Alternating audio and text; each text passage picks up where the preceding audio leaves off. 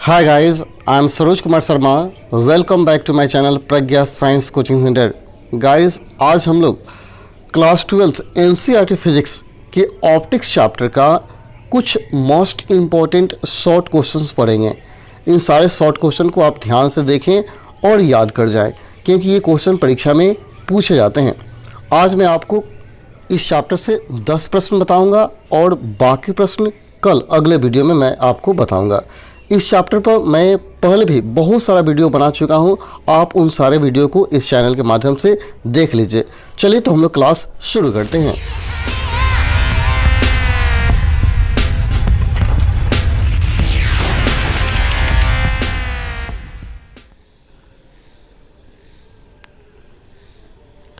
सबसे पहला प्रश्न है, अवतल दर्पण द्वारा अनंत पर स्थित वस्तु के प्रतिबिंब को किरण आरेख द्वारा दर्शाइए.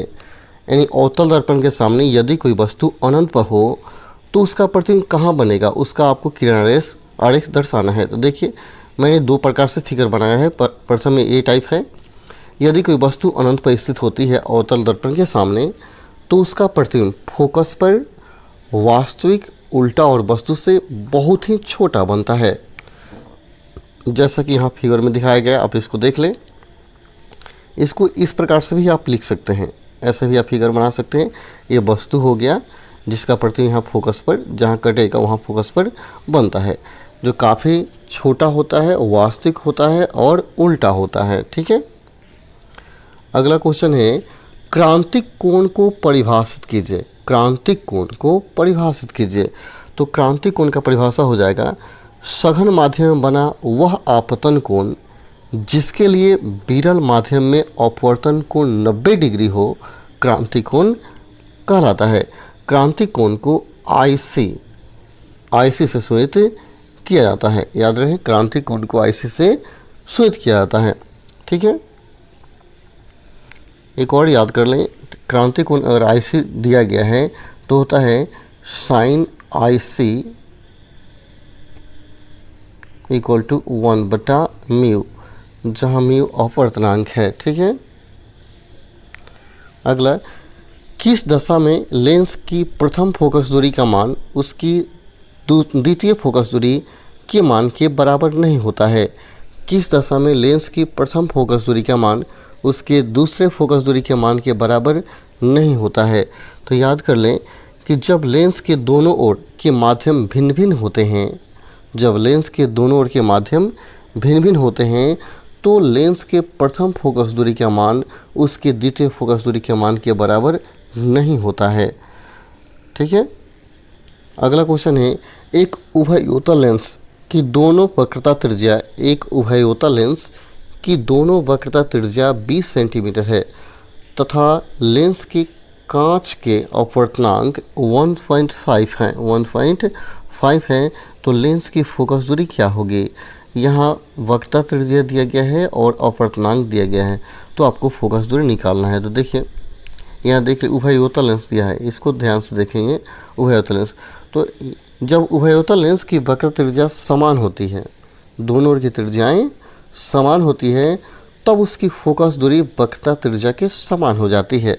इसको याद रखेंगे. जब उभयोतल लेंस की वक्रता त्रिज्याएं समान होती हैं तो उसकी फोकस दूरी त्रिज्या के समान हो जाती है. अतः F बराबर R बराबर 20 सेंटीमीटर, क्योंकि R का मान 20 cm दिया गया है, अतः F का मान भी क्या हो जाएगा, 20 सेंटीमीटर हो जाएगा. अगला क्वेश्चन है, किसी लेंस के लिए न्यूटन का सूत्र लिखिए तथा प्रतीकों का अर्थ बताइए. लेंस के लिए न्यूटन का सूत्र लिखना है और प्रतीक का अर्थ बताना है. तो देखिए लेंस के लिए न्यूटन का सूत्र होता है x' बराबर f', जहाँ x' और x प्रथम तथा द्वितीय फोकस दूरी से, फोकस से वस्तु की दूरी है. ठीक है, वस्तु की दूरी है, तथा f' और f प्रथम और द्वितीय लेंस की दूरियां हैं, द्वितीय लेंस की दूरियां हैं. इसको याद कर लेंगे आप और लिख लेंगे. अगला, एक लेंस की क्षमता प्लस 2.5 डायोप्टर है, लेंस की फोकस दूरी ज्ञात कीजिए. यहाँ क्षमता दिया गया है, लेंस की क्षमता P का वैल्यू दिया गया है, दिया गया P equal to 2.5 dioptre. So lens की क्षमता अगर P हो तो F बराबर क्या होता है, 1/3 हो गया. पी का मान रख दिए 1/2.5, तो इतना मीटर आ गया, 0.4 भाग दिए 1 में। अब इस 0.4 जो मीटर आया है इसमें 100 से मल्टीप्लाई कर देंगे तो cm में हो जाएगा, तो 40 सेंटीमीटर आपका फोकस दूरी हो जाएगा। ठीक है। अगला, वायु के सापेक्ष कांच एवं जल का अपर्तांक क्रमशः 3/2 एवं 4/3 है। जल के सापेक्ष कांच का अपर्तांक ज्ञात कीजिए। तो देखिए यहाँ दिया गया है कांच और जल का, तो कांच का अपर्तांक 3/2 हो गया और जल का अपर्तांक 4/3 हो गया। और आपको निकालना है जल के सापेक्ष कांच का, जल के सापेक्ष कांच का। तो देखा जाता है किसका निकालना है, जिसका निकालना है उसको ऊपर रखिएगा और जिसके सापेक्ष निकालना है उसको नीचे रखिएगा। ठीक है। तो यहाँ क्या किए, वाटर एन दिया गया है, यहाँ W और G, इसका मतलब हुआ ग्लास, जी यानी हो गया ग्लास का वाटर के सापेक्ष अपवर्तनांक, ग्लास का वाटर के सापेक्ष अपवर्तनांक इक्वल टू ANG बटा ANW। यानी हमने बताया कि जिसका निकालना होगा उसको ऊपर रखेंगे, जिसके सापेक्ष निकालना होगा उसको नीचे। तो 3/2 बटा क्या हो गया 4/3, यहाँ हो गया आपका 3/2 और उलट जाएगा 3 हो जाएगा 4, यानी हो गया 9/8, आपका आंसर हो जाएगा 9/8 हो जाएगा अपवर्तनांक। ठीक है।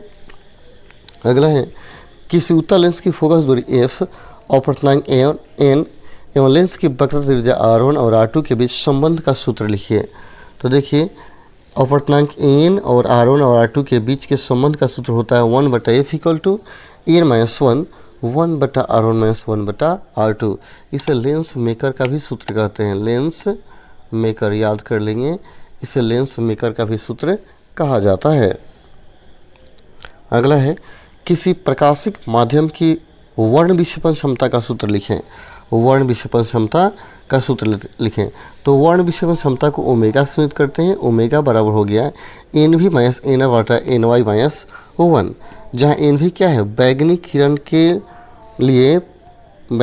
के लिए लेंस के पदार्थ का अपवर्तनांक है, और NR है लाल किरण के लिए, NR जो है लाल किरण के लिए लेंस के पदार्थ का अपवर्तनांक, और NY है येलो किरण के लिए लेंस के पदार्थ का अपवर्तनांक। ठीक है, इसे याद रखेंगे। 10, किसी प्रिज्म के पदार्थ के अपवर्तनांक का सूत्र औलतम विचलन कोण एवं प्रिज्म कोण के पदों में व्यक्त कीजिए। तो देखिए इसका फॉर्मूला, आप इस क्वेश्चन को बढ़िया से समझ लेंगे। तो होता है प्रिज्म कोण के पदों में व्यक्त करना किसको, औलतम विचलन कोण को। ठीक है। तो होता है फॉर्मूला n बराबर sin A plus delta m/2 बटा sin A/2, जहाँ E है प्रिज्म के पदार्थ का, जो प्रिज्म बना है उसका कोण, जिससे प्रिज्म हो गया तो यह कोण हो गया, जिसको अपवर्तक कोण कहा जाता है। यानी ये प्रिज्म का अपवर्तक कोण है, और डेल्टा m जो है विचलन कोण है, डेल्टा m विचलन कोण। तो याद कर ले, ये संबंध होता है n equal to sine A plus delta m/2 और बटा साइन A/2। चलिए, तो आप 10 क्वेश्चन आज याद कर लीजिए, बाकी का क्वेश्चन मैं कल अगले वीडियो में आपको बताऊंगा। तब तक के लिए धन्यवाद। जय हिंद, जय भारत।